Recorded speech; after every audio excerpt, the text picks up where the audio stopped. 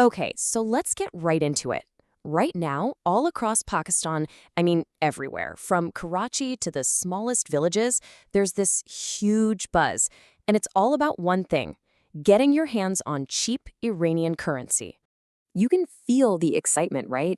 People are all asking the same question. Could this little 5 rupee note I buy today suddenly, poof, be worth 25 rupees tomorrow?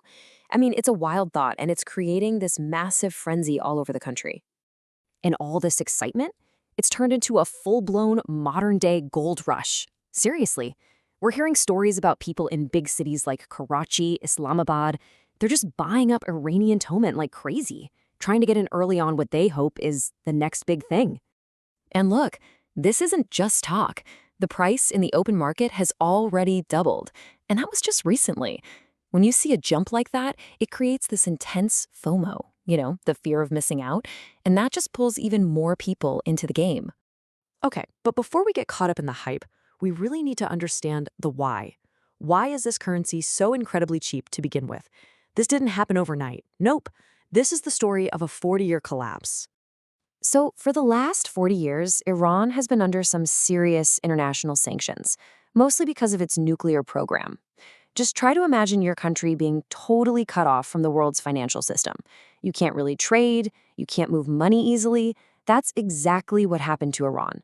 And when your economy gets squeezed like that, your currency, well, it just nosedives. And this slide right here, it just lays it all out perfectly. Before all the sanctions really kicked in, 10 million Toman, that's 1 crore crow, would have cost you about 45,000 Pakistani rupees. Today, that exact same amount is only worth around 7,000 rupees. Think about that. That is just a staggering collapse. All right, so the currency is basically at rock bottom. So what's the dream? What's the what-if scenario that has everybody so fired up and willing to take this bet? Well, the whole bet, the entire dream, it all comes down to one single thing. What if the sanctions get lifted? The idea is if Iran makes a new deal, let's say with the US, and gets back into the global market, well, then they can start selling their stuff again. Oil, those famous blankets, you name it. And for the world to buy those things, they're going to need Iranian Toman. Demand goes up, and boom, so does the currency's value. That's the theory anyway. But, and this is a huge but, what's the flip side of that coin? We have to be crystal clear here. This is a massive high-stakes gamble. It is absolutely essential that you understand the risks involved. I mean, they are very, very real. I was talking to a government officer who was about to retire, and he told me he was thinking of putting his entire life savings into this. I was shocked, and that's exactly why we need to have this conversation. This is not, let me repeat, not a sure thing, not even close. You just never ever risk your entire future on one single speculative bet. What you're really looking at here is a coin flip. It's an all or nothing kind of deal. If sanctions get lifted, you could win big. But if they don't, well, there's just no reason for the currency to bounce back.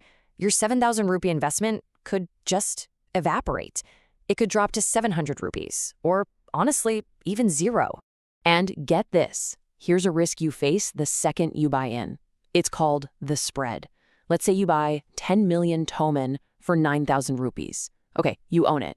But if you immediately changed your mind and tried to sell it back, you'd only get 7,000 for it.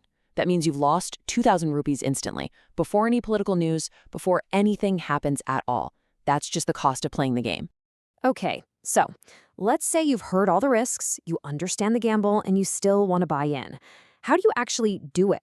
Well, this is where it gets tricky, and frankly, a little bit dangerous. If you want to stay on the right side of the law in Pakistan, there is one and only one legal way to do this. You have to have a passport. That passport needs to have a valid Iranian visa in it. Then you have to go to an official, authorized money exchanger. And even after all that, there's a limit to how much you can actually buy. Literally any other way you might hear about, buying it from some guy on the street, through some unofficial shop, that is the black market. And let me be perfectly clear about this. It's not just risky, it is straight up illegal. We're talking about black money, which can lead to serious money laundering charges. You could be arrested, and if you get scammed, forget it. You have absolutely no legal protection.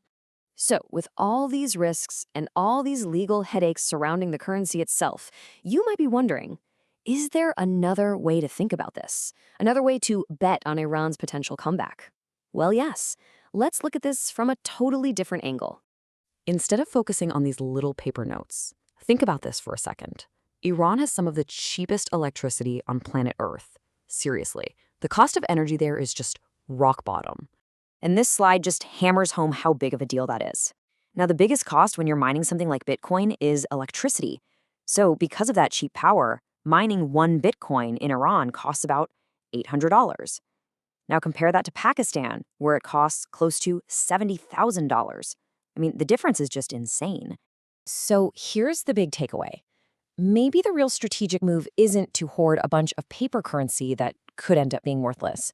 Maybe the smarter play, if and when sanctions are lifted, is to invest in the technology and the infrastructure to take advantage of that incredible energy discount. Think industrial scale Bitcoin mining. And that really brings us to the final question, doesn't it? Look, this whole explainer was never about giving you financial advice. It was about getting you to think differently, to reframe the question. Maybe it's not about should I buy this currency?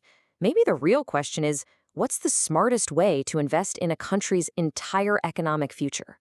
So I'll leave you with this. Is the real treasure in the paper, or is it in the power?